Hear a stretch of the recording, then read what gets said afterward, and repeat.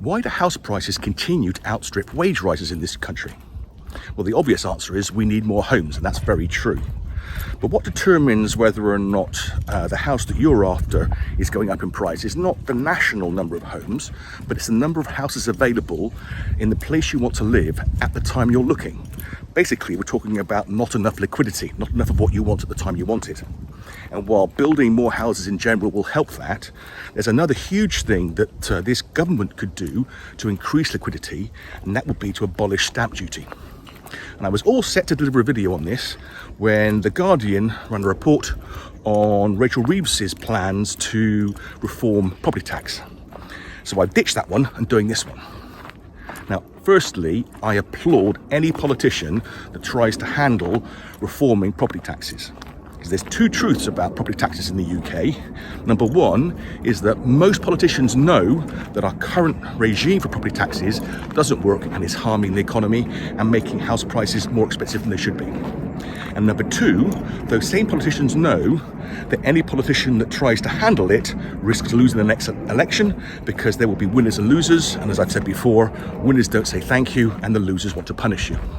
So what are these changes and will they work? Well, sadly, Rachel Reeves' need to close a fiscal gap seems to be the priority at the moment, i.e. she hasn't got enough money coming in and she needs to raise more. And that seems to be what she's gone for in terms of the policy.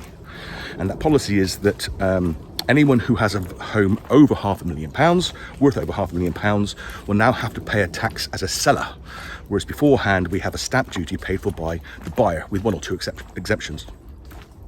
So why is this a bad idea if it's going to raise more money? Well, if you suddenly find yourself selling an asset and are going to pay a tax that you didn't have to pay beforehand, you're going to think twice about selling that asset.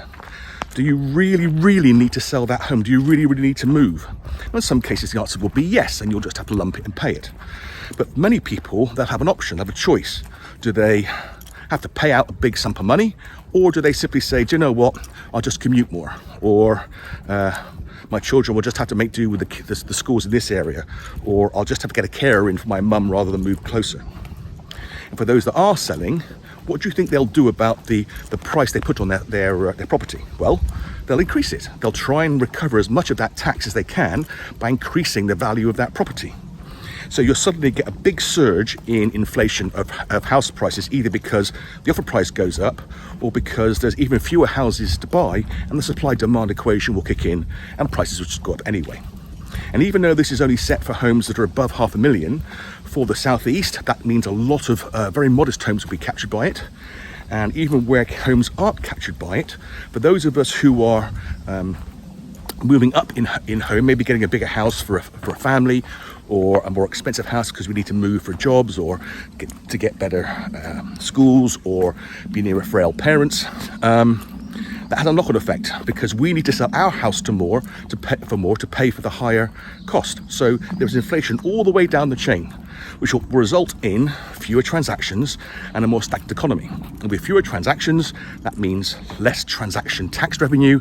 And so Rachel Reeves's fiscal headroom, while it may well improve in the very short term, will then in the long term go down. So nice try, Rachel, but think again.